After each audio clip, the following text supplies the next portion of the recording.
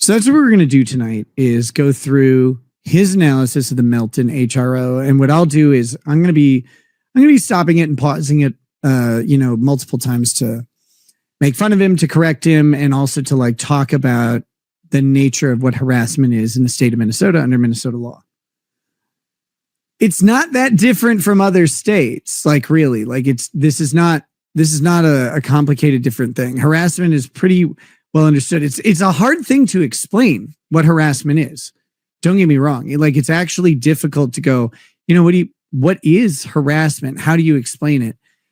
But everybody kind of gets it. And so it's very consistent across all these different states because it's like, well, you don't want someone knocking on your door at 2 a.m. and then 2:10 and then 2:20 and then 2:30 and 2:40 and 2:50. Like, you don't want that.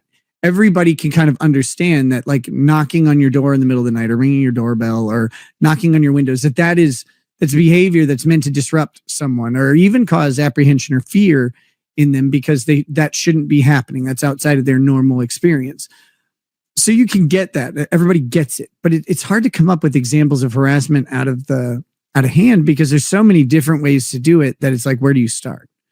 What do you do? But the typical ideas are making someone's phone ring over and over and over again, especially if they know who's doing it. Like if there's caller ID of the person and it's the same phone call over and over, or if you leave threatening voicemails or send text messages that are creepy or inappropriate and you send them over and over and over again. Again, one instance of this stuff is typically not enough to tip the scales on harassment. Salty C says repetitive unwanted behavior. Yep, and that's from the text. But let's do a couple things first. I wanted this super tip came in 5 hours ago, and if you don't know what super tips are, Pufferfish says if you and wifey are out to dinner and Aaron is there, who has to leave? It's a complicated question because he can't be around her and I can't be around him. So I guess like he and I leave and she's alone, which is fine, I guess. I don't know. No, here's how I see things. If no matter what side of the restraining order there is, if I pull up and his car is there, we'll leave. Like, but if we're already somewhere and he shows up, I would expect that he would do the same. But I don't know. Like, if I were him, I would, just because like he shouldn't want to deal with that smoke from the court. Like, you don't want that you don't want to be arguing like, yeah, well, but I showed up, so they should have to leave. That's like a terrible, terrible choice to do especially in this scenario that you laid out where Lady R and I we're at dinner and he pulls up. He's court ordered to be away from her. And then he has begged the court to keep me away from him. So the rational thing for him to do is leave. That's how it should go. But like, I wouldn't want to go and like force him out. I don't really have any desire to interfere with this person's life in any way. And I've been pretty clear about that. Like, I will take care of what needs to be taken care of in court. And we're not done. We're not done by a stretch. This HRO is not the end of things. One, he is sentencing on October 2nd. And then I think he's about to experience the reality of the civil system at some point. But that being said, that'll be taken care of in court. Like, I don't want to interact with this person ever. I would prefer that, like, he's been generally not talking about me or my family for the past, since he filed his restraining order. He's trying to be different or whatever. I prefer that. Like, great. That's nice. But am I gonna stop? I have some things that might need to be said, but almost entirely what I want to do is deal with him through the legal system other than that, like this, go away. I have no desire to be around this person or interact with them. Lily Smith says, I've been a member, Much longer. YouTube lies. Good to see you. Well, Lily Smith, I will regard you as a 3-month member forever. Especially since you said YouTube lies. We know that YouTube doesn't lie. YouTube is the arbiter of all truth. And you can't convince me otherwise. This is very important.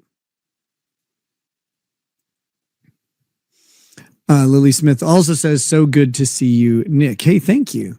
And we got one more of these for now. G. Nick, I am being censored. Stephen Miller is sexy and ask him a fun guy to text me. I'm a fun guy. I'm a ton of fun. I'm a lot of fun. You don't even know how much fun I can be. All right.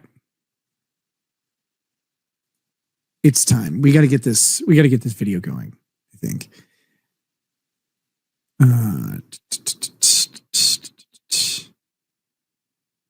Here we go.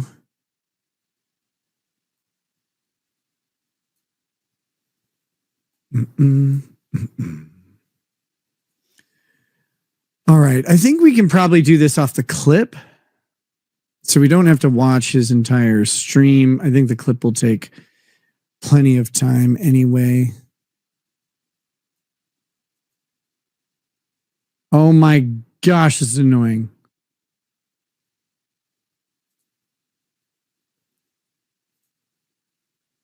Hold on one second. Oh boy.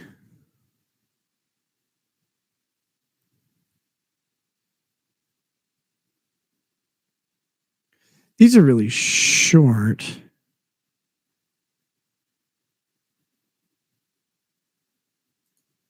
These will probably work just fine. It's only 11 minutes.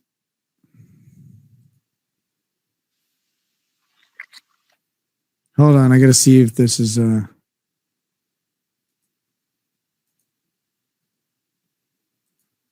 here. Wait a minute. What?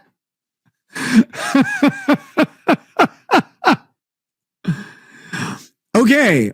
So you guys got to see this. Like, I didn't know about this at all. This is funny.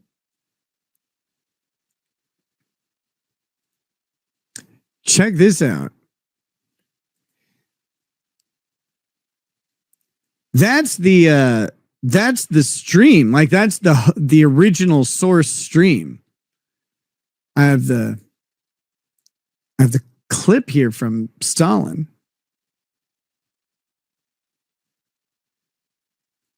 But it appears that that video is violating community guidelines. I don't know why. Like, I have no idea. That's pretty funny. Who knows what for? Right? Like,